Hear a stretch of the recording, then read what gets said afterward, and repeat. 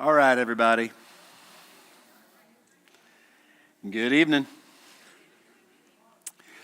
We're going to go ahead and get rolling here.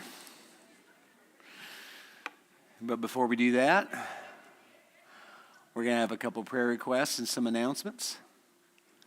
And then we'll have a word of prayer, and then we'll turn it over to Brother Howard to dismiss us to our classes in song. Make sure you get a green news sheet if you haven't got one already. I'm not going to be going over everything on here, so if you want to know about it, you have been warned. Grab a copy, and you'll have everything you need. As far as we're going to do prayer requests here first, and then we have some announcements.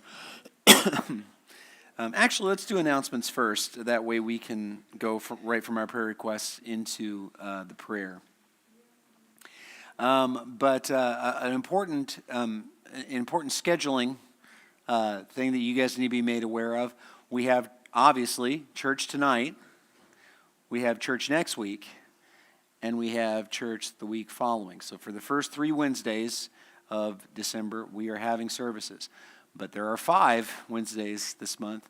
For the final 2, there will be no evening service. One of those is on New Year's Eve, so I'm sure you can imagine why we're not doing that. So keep that in mind. But we have, like I said, this week and the following 2 weeks, we do have services, but the final 2 we do not. So keep that in mind. We have Starry Nights coming up. That's on the 11th. There's a sign-up sheet for that. The cost is dinner at Dale's. That's all you need to worry about. So just bring money to feed yourself at Dale's if you'd like to go. We got the teen Christmas party coming up for the 14th. We have a Meal for Hope's work on the 15th, and Zoo Lights on the 18th. So please keep those in mind. Also, we have the church merch. These next 2 are not on here, so I'll make sure to mention these.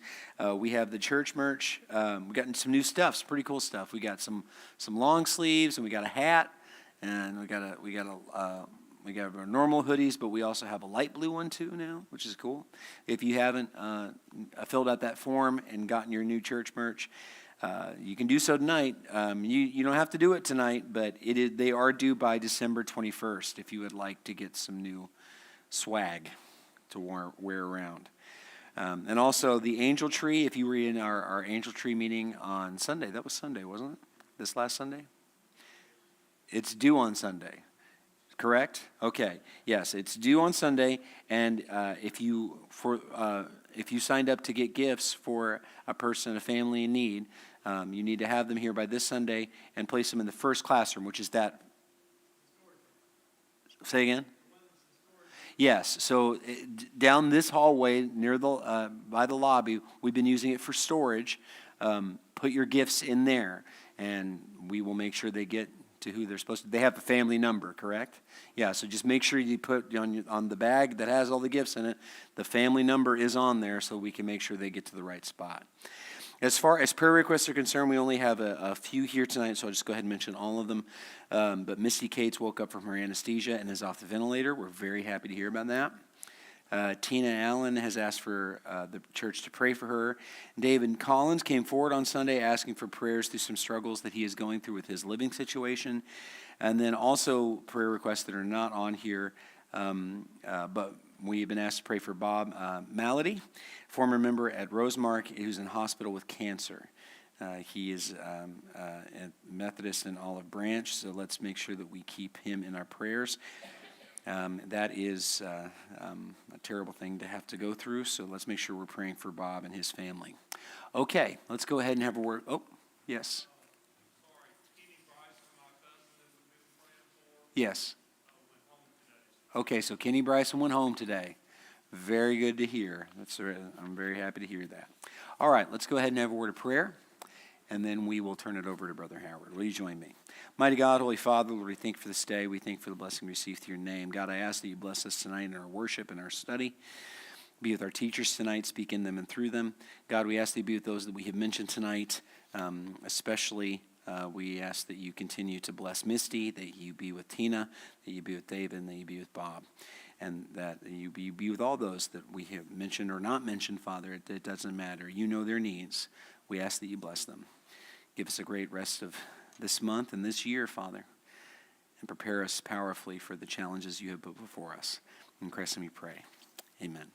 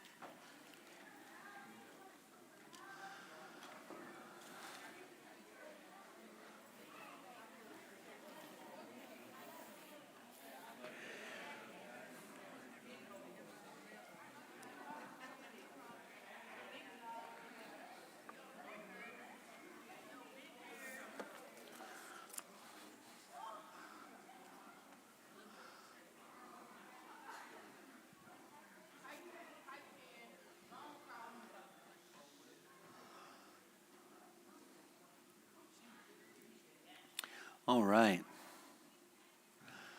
Well, welcome back to our study of the Synoptics. We're going to we'll be beginning, I should say, here in Mark chapter 12 here in just a moment. We're going to be picking up here in verse 38. So if you would go ahead and like to turn over there. Tonight is an interesting parallel because Mark's record of this account is verses 38 through 40, just three verses of Mark chapter 12.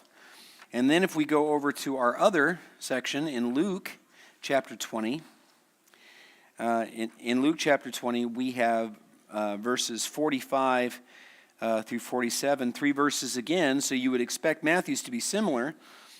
But when we find Matthew's account in Matthew 23, we discover quite the opposite, actually. Matthew 23 is, his section on this is verses 1 down through verse 36.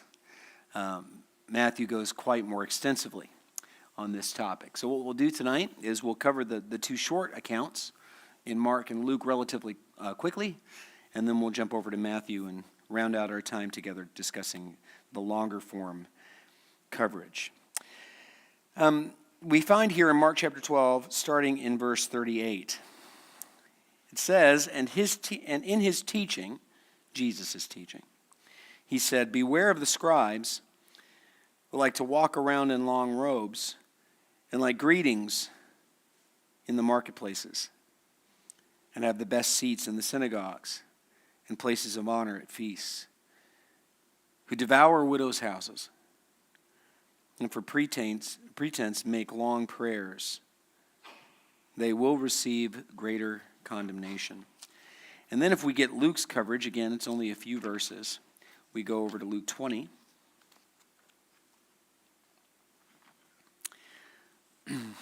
Starting in verse 45.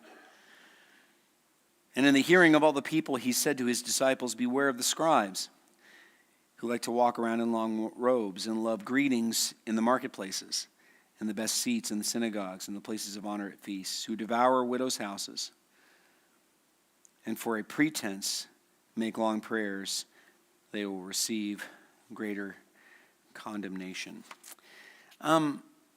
This is probably shorter in Mark and Luke for the reason of just kind of the simple kind of fact that it's similar to other statements Jesus has already made previously in those same Gospels concerning hypocrisy. We've talked a lot about hypocrisy, especially if you've been in my classes on Sunday morning, the new converts class. We just did 3 or 4 lessons in a row on hypocrisy because Jesus talks about it at length in the Sermon on the Mount, and that's what we're going through on Sunday mornings in those classes. But we can afford to talk about it again here briefly because it's a specific brand of hypocrisy that Jesus is dealing with here, which of course is the hypocrisy of the Pharisees. Again, hypocrisy represents a deep-seated materialism. A deep-seated materialism. In fact, I would say, and I have said before, that if you think of murder as the ultimate expression of hate, what's the final form of hate when it reaches its end result, its ultimate end result? What is that? What sin is that? Well, it's murder. It's murder.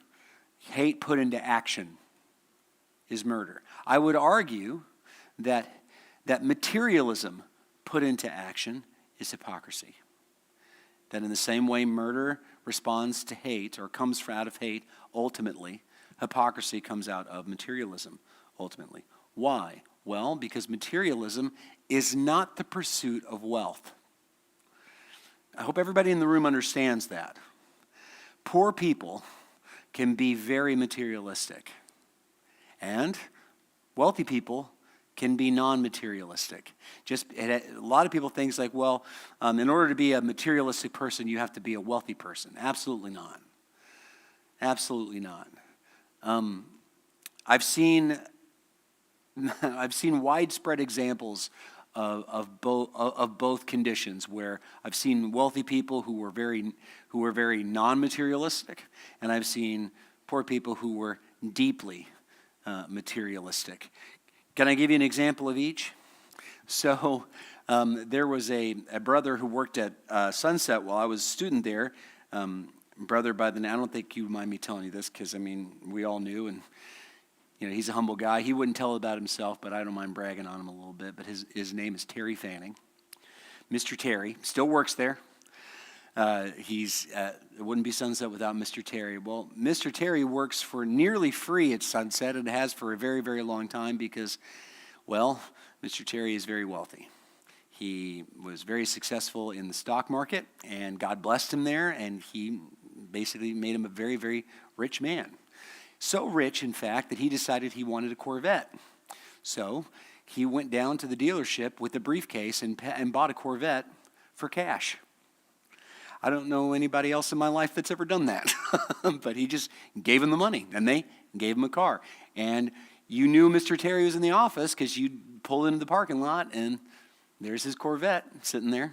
It's like, whose Corvette is that? Well, it's Mr. Terry's. Well, then Mr. Terry's adult son, who had a truck, he got into a really bad accident, and he was okay, but his truck was completely totaled. And it wasn't worth enough to replace, basically. And he didn't have a car. He had nothing. He couldn't afford a new car. He was basically just getting by on what he had, and he was trying to go his own way and not, be dependent on his parents. And you know what Mr. Terry did? He reached into his pocket when his son told him. He pulled out the keys to that Corvette and threw them to his son and said, "It's yours now." Signed it over to him, the title over to him, for $1. They talk, Dave Ramsey talks about taking a loss on a new car. I don't know anybody's taking a loss on a new car like that, to go from however much it was down to $1 return.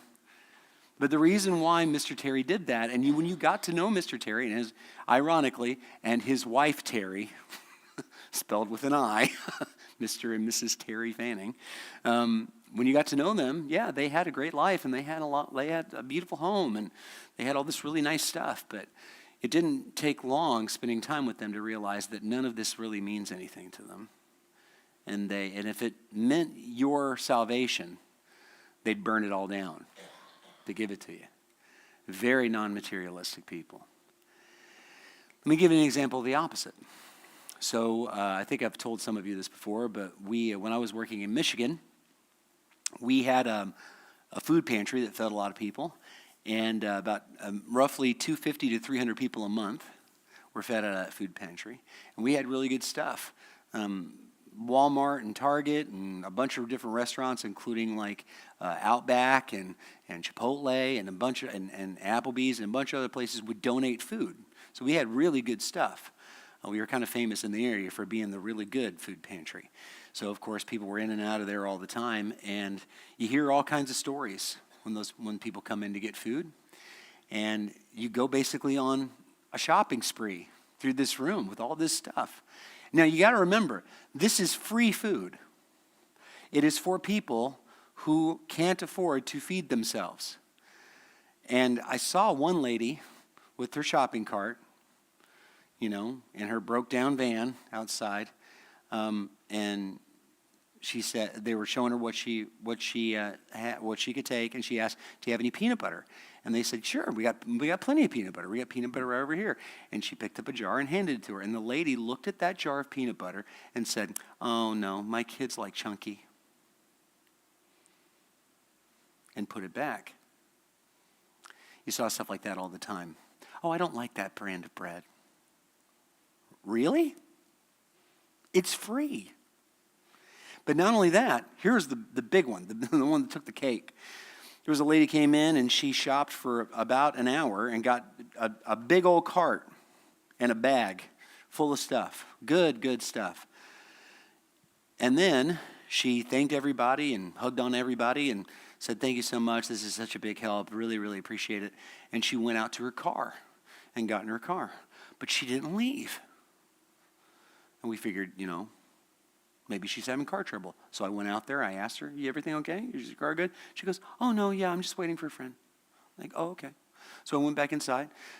There's like 30 or 45 minutes later, she's still out there. And we're all kind of watching like, what is she doing? And then finally, we see another car pull in. And then I see this lady. I watch her from the window get out of her car, take all those groceries that we just gave her out of the back of her car, give it to the other guy that just pulled in, and then she takes a wad of cash in the parking lot. Guess what that is? That's materialism. That's materialism. You see, the thing is, materialism is the sin of self-centeredness. Is really what materialism is. The ultimate sin of selfishness. And what Jesus is pointing out in these Pharisees is that here are religious figures, religious leaders, people who are supposed to be the most faithful among the people, and they get more prayers that are designed to make them look better. But here's the thing. Is there anything wrong with having the best seat in synagogue? Is there anything inherently wrong about that? I mean, somebody's got to sit there, right? Okay, what about being the guest of honor at a banquet? Is there anything wrong of that? No. What about being really good, being a really good orator and getting up behind? I mean, have you known people who get up and they pray and they're just good at it? You ever seen that? Is there anything wrong with that? No. So again, we see, just like there's nothing wrong with making money and living well and having a nice house and nice things. These things are in themselves zero-sum games, morally speaking. They have no real moral value attached to them. There are the haves and the have-nots, and that's pretty much where it goes to. What's different about it is how you respond to having or not having those things. Having those things versus not having those things, and how that affects your attitude. Have you met a rich person who looks down on the poor? I have. Have you met a poor person who looks down on the rich? I have as well. Where does that come from? We think, when you start thinking that there's some inherent objective value in either wealth or poverty. Once we start treating it like that, the prestige that we get from this world, especially sinful people in this world, suddenly matters. What? Because what's Jesus trying to communicate to his followers? He's trying to communicate to them, this world is not your home. Do you remember what he tells Pilate when Pilate asks him if he's the king of the Jews? He says, what you say is true. But my kingdom, what? It's not of this earth. And my people are not of this earth. Now, again, is it inherently a bad thing to have the respect of your peers in the community? No. But if you lobby for that, if that's the most valuable thing to you, and you treat it as if it has more value than it actually does, well, you find yourself in pretty hot water pretty quickly, spiritually speaking. In short, what I'm trying to say is, and I have seen preachers who have fallen into this particular bear trap, and I've tried very hard not to be one myself. So if you ever see me stepping in it, you pull me aside and deflate my head. Sound good? Sound good, Caleb? Could you do that for me? Okay, appreciate it. If you are ever tempted or hear yourself saying the following phrase, you are sinning. You are actively sinning. You ready to hear the phrase? Don't you know who I am? Ever heard somebody say that and mean it? I hate to burst everybody's bubble here tonight, but it doesn't matter who you are. Who cares? Does it matter who Jesus is? Very much so. Very much so. So that's just kind of the quick surface level treatment of what Jesus has to say. But now we go over to Matthew 23 and we find a much more expansive description of this teaching. Chapter 23 of Matthew, verse 1. Then Jesus said to the crowds and to his disciples, the scribes and the Pharisees sit on Moses' seat. That's the seat of leadership, by the way. So do and observe whatever they tell you. Oh, a little bit of a different tack here at the beginning, isn't it? So do and observe whatever they tell you, but not the works that they do. Okay, what's Jesus saying there? It's the old classic dad line, right? Do as I say, not as I do. Only this time he's saying it second person, right? Do as they say, not as they do. For they preach, but do not practice. Oh. That's not good, is it? For they preach, but do not practice. They tie up heavy burdens, hard to bear, and lay them on people's shoulders, but they themselves are not willing to move them with their finger. They do all their deeds to be seen by others, for they make their phylacteries broad and their fringes long. In case you're wondering what that is, you might have seen modern ascetic Jews wearing the same thing. Have you seen one of them wearing that box? It's that little black box, and it's tied by a string to their forehead? That's a phylactery. The word phylactery means a container. that's just what it means. And inside they have a little scroll with the Shema on it. Hear, O Israel, the Lord thy God is one God. Okay? They have that in there. And then their fringes, they culturally, they would grow out their fringes. Long, maybe you've seen that in some ascetic Jews where they have the long curls coming down the side of their head. Okay? They were doing that then in Jesus' day too. Verse 6, and they loved the place of honor at feasts, and their best seats, and the best seats in the synagogues, and greetings in the marketplaces, and being called rabbi by others. But you are not to be called rabbi, for you have one teacher, and you are all brothers. And call no man your father on earth, for you have one Father who is in heaven. Don't worry, we're going to come back to that. Neither be called instructors, for you have one instructor, the Christ. The greatest among you shall be your servant. Whoever exalts himself will be humbled, and ever who humbles himself will be exalted. Just backing up briefly, because I know it's kind of an incendiary statement. Jesus here is saying, don't seek the title of rabbi, don't be called instructor, but he also says, call no man father, for you have but one Father in heaven.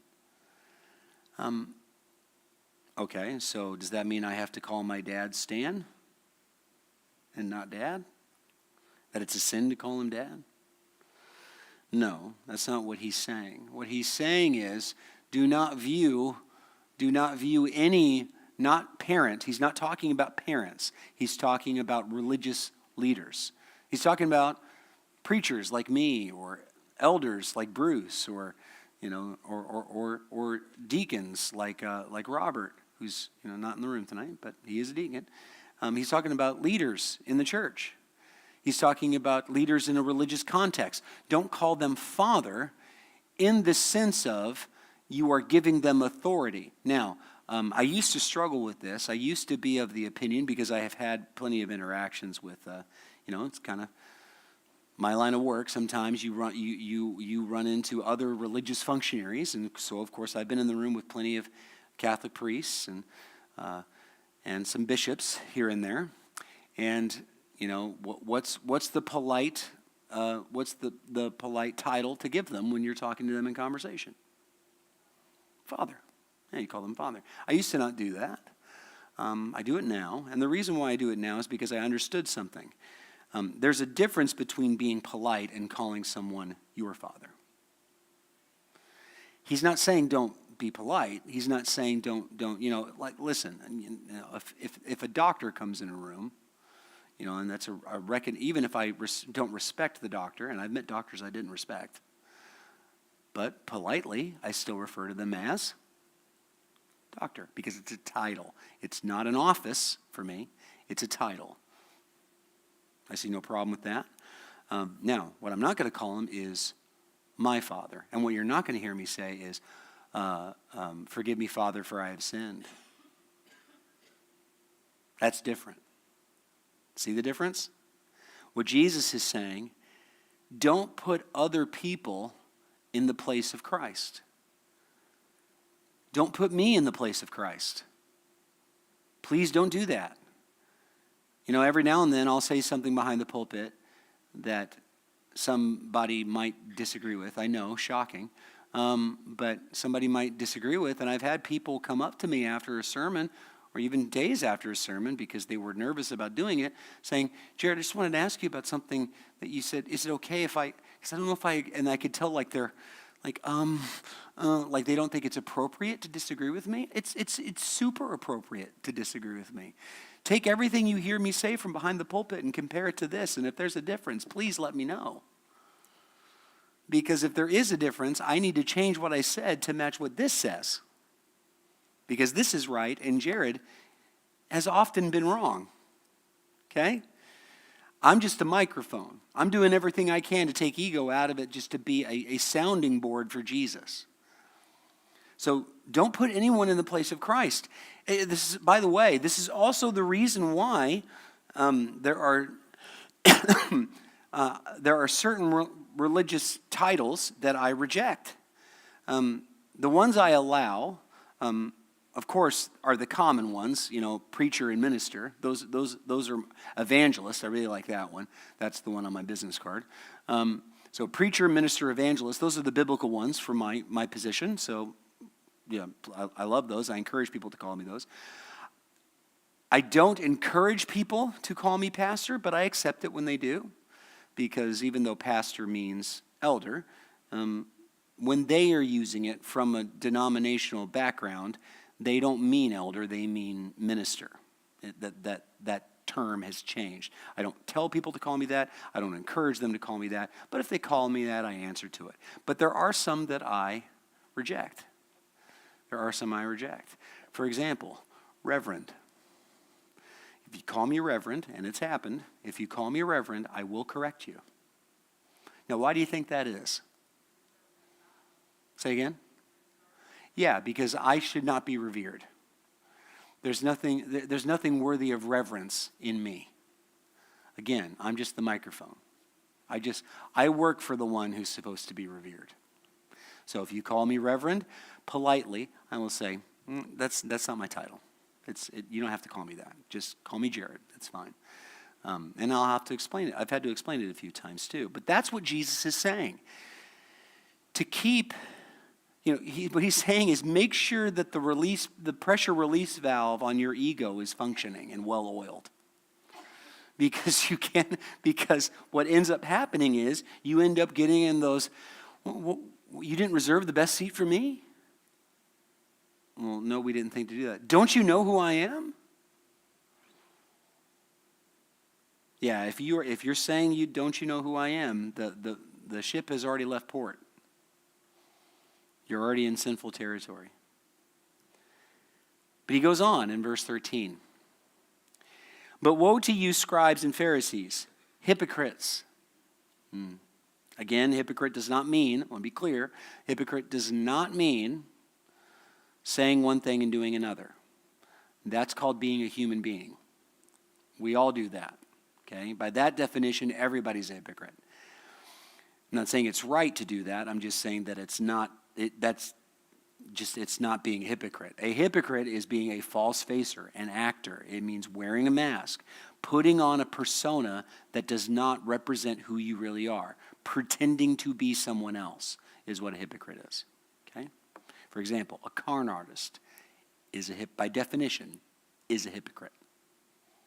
Don't let him see behind the mask. But woe to you, scribes and Pharisees, hypocrites, for you shut the kingdom of heaven in people's faces. I'm going to be honest with you, I struggle with that one a lot.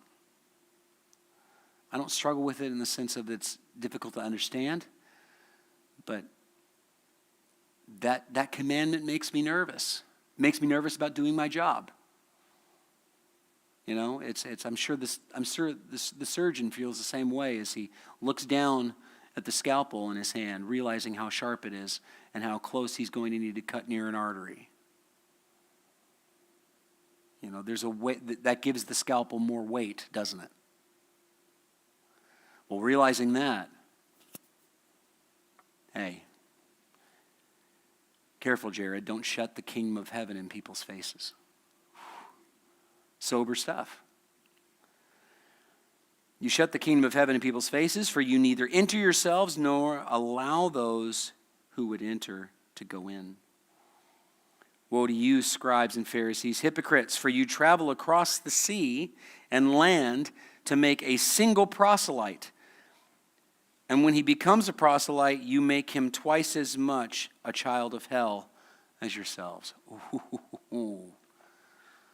You imagine not only being a sinner lost in your sin, but being an evangelistic sinner. Have you ever met an evangelistic sinner? Someone who doesn't just want to be lost, but wants other people to be lost with them. It's funny.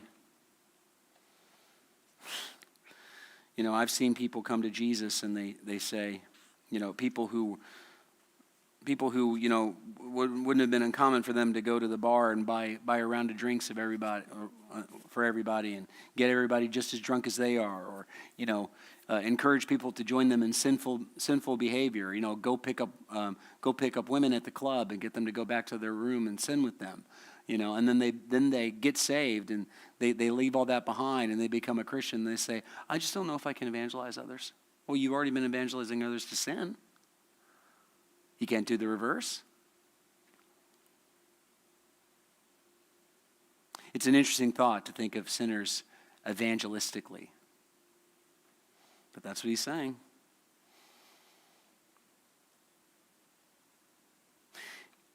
Verse 16, woe to you, and I think this is probably the most insulting thing Jesus says about them here, or at least for the moment it is. Woe to you, blind guides, who say, if anyone answers, or anyone swears by the temple, it is nothing. But if anyone swears by the gold of the temple, he is bound by his oath. Now what he's referring to is their focus on material things again. Don't swear on the presence of God, swear on the gold in the place where God dwells. That makes a lot of sense. He's saying they're putting the materialistic, the physical things before the spiritual, and that is never okay. You blind fools, for which is greater, the gold or the temple that has made the gold sacred? If you say anyone swears by the altar, it is nothing. But if anyone swears by the gift that is on the altar, he is bound by his oath. You blind men, for which is greater, the gift on the altar the gift or the altar that makes the gift sacred? So whoever swears by the altar swears by it and everything on it. And whoever swears by the temple swears by it and by him who dwells in it. And whoever swears by heaven swears by the throne of God and by him who sits upon it. It's the old thought of what does God tell Moses to do when he first arrives to the burning bush? He says, take the sandals from your feet. Why? For the ground upon which you stand is holy. Why is the ground holy? Did God go there because the ground was holy? No, what's making the ground holy? Yeah, when God leaves, what goes with him? The holiness. That seems like a silly thing to bring up, but I've seen people put that particular cart before that particular horse. Maybe you have too. This building, if there's anything sacred about this building, it's not in the construction. It's not in the plaster or the brick or the wood. It's in the presence of God. It's God that makes things sacred. God does not seek only sacred things. God alone is sacred, and we need to treat him that way. He says, verse 23, woe to you, scribes and Pharisees, hypocrites, for you tithe mint and dill and cumin and have neglected the weightier matters of the law, justice and mercy and faithfulness. These you ought to have done without neglecting others, you blind guides, straining out a gnat and swallowing a camel. Here's what he means by that. They're tithing mint and cumin. One thing they were famous for doing is taking the principle of the law, ignoring the spirit of that principle, and enforcing the code to minute detail. So they took the code, don't work on the Sabbath, don't labor on the Sabbath. And they go, well, what would be defined as labor? Well, how far can you walk and it not be labor? And they had it down to the steps. They had it down to the steps. You can travel this many steps or this distance. You can go 3 porches, but not 4. Come on. Have you ever met somebody like that? Who gets so wrapped up in the minutia of the command that they forget the spirit of the command that makes the command valuable. I mean, Jesus Jesus himself says this of the Sabbath. He says, yeah, because they get mad at him for healing on the Sabbath, right? And then he says, and how many of you, if you saw your donkey fall into the ditch on the Sabbath, would not go to save its life? Would that be a violation of the Sabbath? Of course not. Is it going to be labor to get it out of there? Of course it is. But you have to understand something about the Sabbath.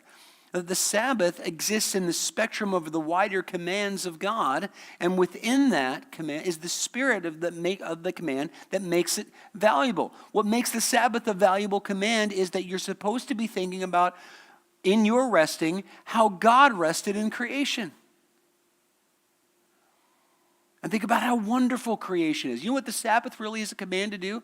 Take a step back, stop, and smell the roses. Look how great and awesome our God is. Take the time to do that.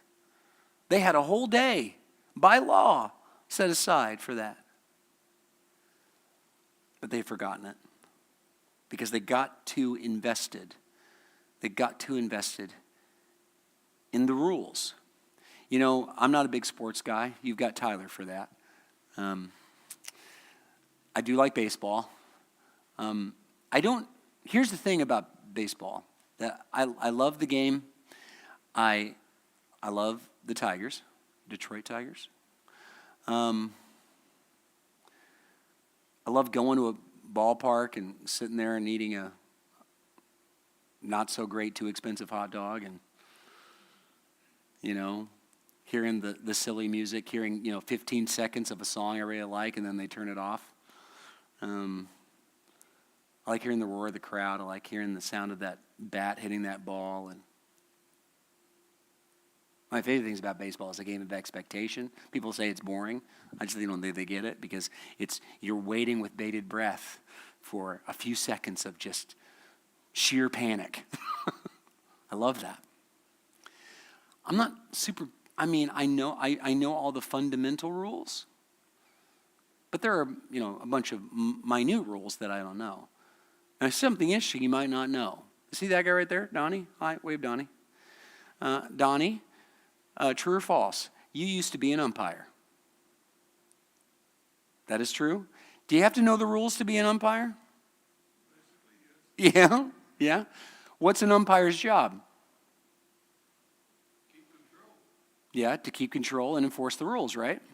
Okay. All right. To call balls and strikes. That's your job. Okay. Let me ask you something, Donnie. When you're an umpire versus being a fan in the stands, is it easier or harder to forget that it's just a game? It's harder as a fan. You think it's harder as a fan? Yeah? You think it's easier when you're busy enforcing those rules, it's easy to remember it's just a game? Yeah, especially if your kids play. That's true. But you get what I mean, right? Have you ever been around somebody, there was we used to go see the Tigers a lot when we lived in Detroit. And I would go, my secretary at the time, her family are all huge Tigers fans, especially her daughter. Ironically, whose name is Harmony. Our daughter is named Harmony, but older. We would go, and eventually we had to tell Harmony that she is not allowed to go with us. That if we're going to go see a Tigers game, she can't come. Do you know why? Anybody want to take a guess as to why? Because she forgets it's a game, and she gets too angry, and she's yelling at people, and getting into fights with other fans, and she said. Her parent says, well, at first we didn't ban her. At first we just decided we have to sit farther back. We can't be near the baseline because she might jump the wall. She got too into it. Took it too seriously. Can you take it too seriously? Yeah, especially when you get too much into the what? The rules. Now, does Christianity have rules? Yeah, it's got quite a few. Did Judaism have rules? More, wow, even more, right? Hundreds of them, right? Okay, they had laws. And they're not just rules, they're laws. They're legally enforceable. 10 of them are capital offenses if you break them, okay? And others beyond that. But here's the thing. If you get too wrapped up into the letter of the law, you forget the spirit of the law, and you forget what their intention is. You forget what their intention is. And it's not only that, but it can also lead to its own special kind of corruption. It can also lead to getting so wrapped up in the rules, can also lead to a special kind of corruption where you spend your life not keeping the rules, but finding loopholes in them.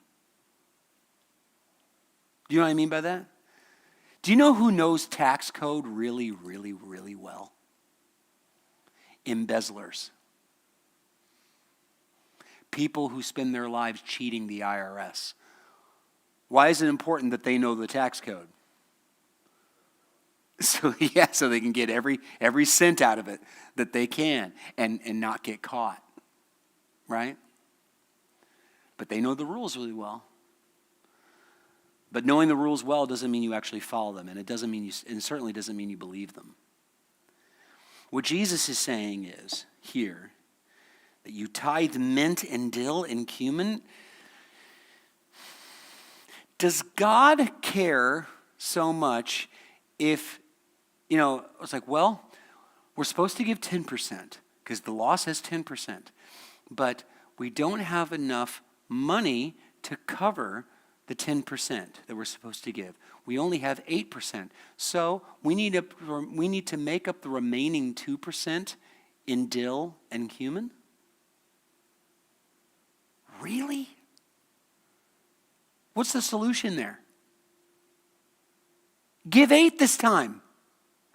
Because what's more important?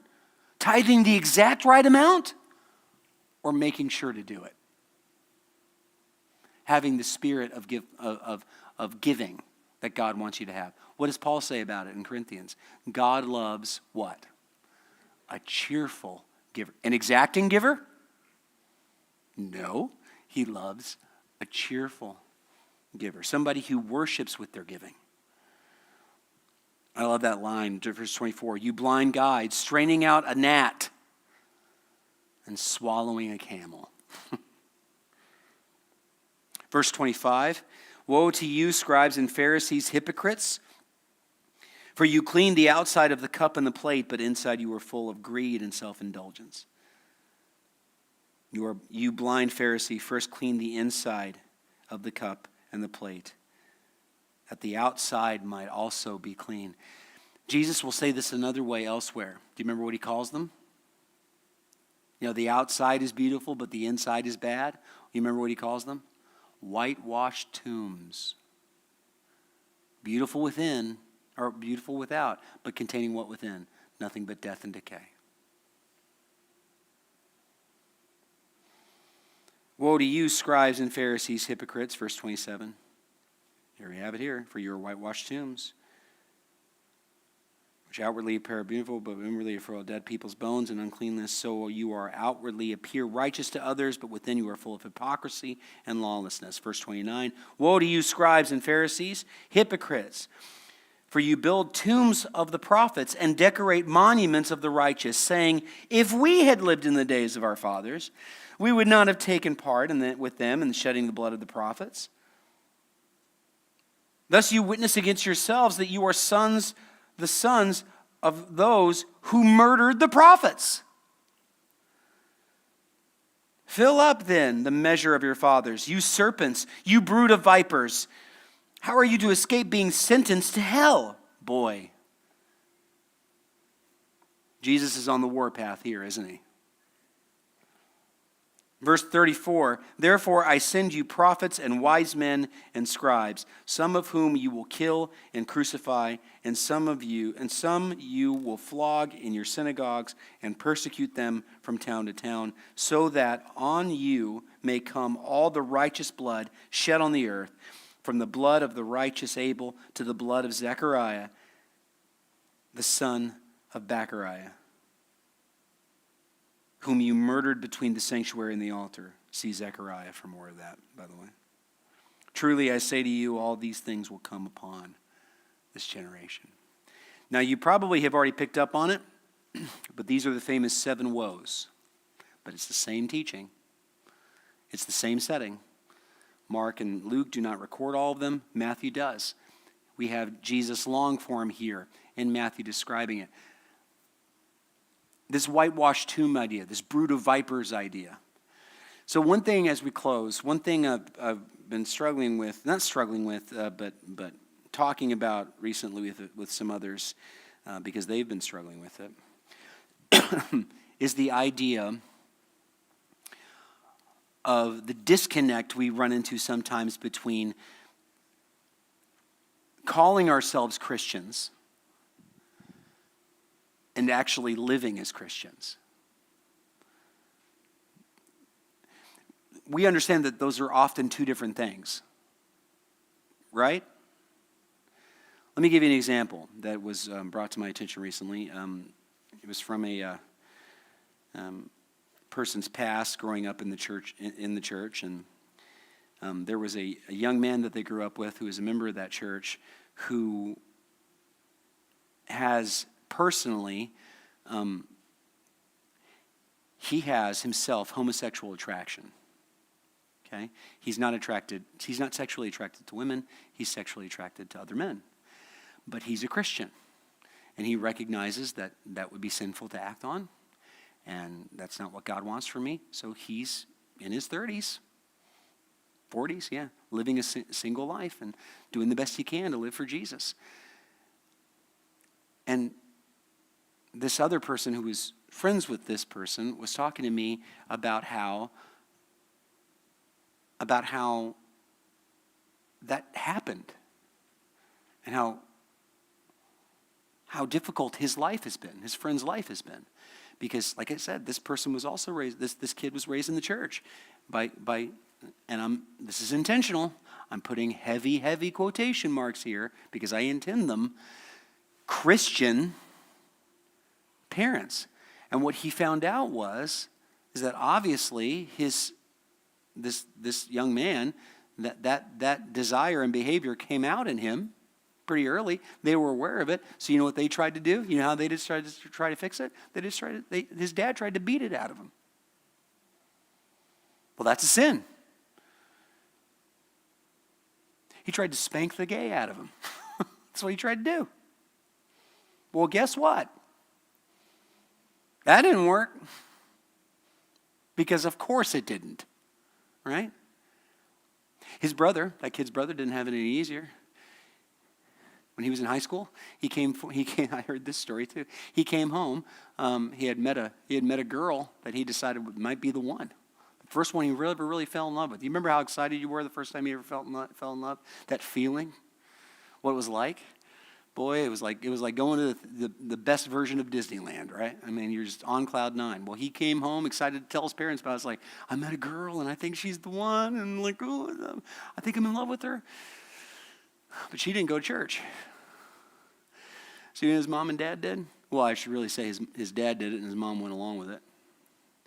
He told him that as long as he was going to date that girl, he didn't get to eat dinner with the family.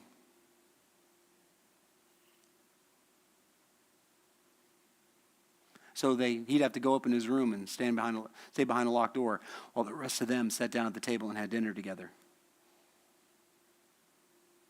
Because that's what happens when you date a non-Christian. Now, here's why I bring that up. Because the person who was talking to me about this was saying, because his faith is gone, basically. And one of the reasons why his faith is gone is because he's saying, see, that's how Christians act. They pretend to be all righteous, but they do these horrible things and they ruin the lives of other people with their, guess what word he used? Hypocrisy.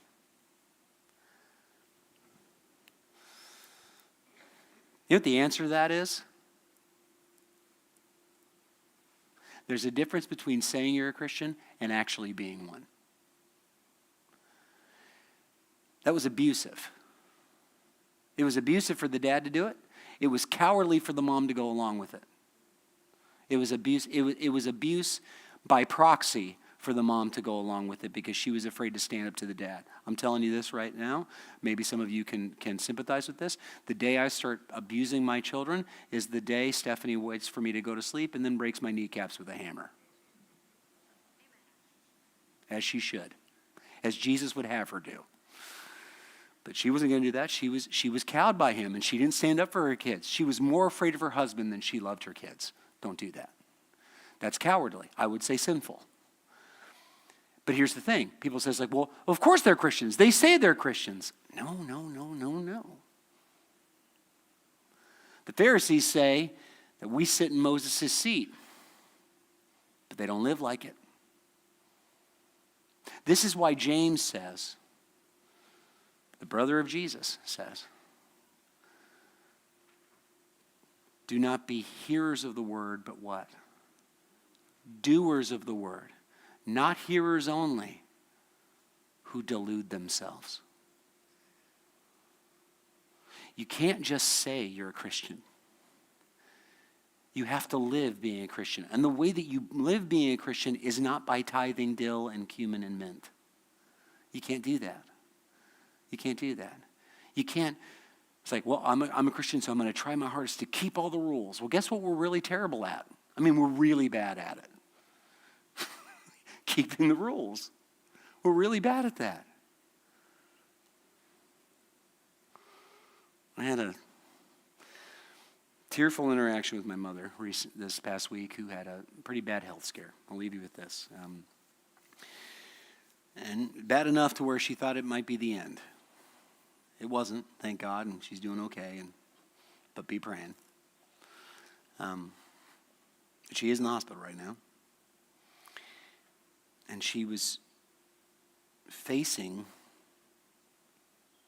the prospect of going to see Jesus after 75 years of life on this earth. And she was saying basically, I'm so worried, I'm scared because I know how much I've let him down. And I haven't done everything I should. I haven't lived the way I should in every instance.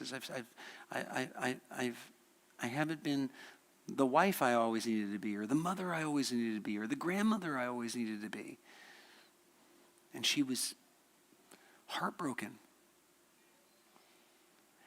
And my mom being that heartbroken filled me with such contentment and peace and joy, because I knew in that moment, Mom's going to heaven. Because God doesn't want a cold, heartless person who does his best to keep all the rules. He wants a heartbroken one who comes to him crying for forgiveness when those rules get broken. And the church said,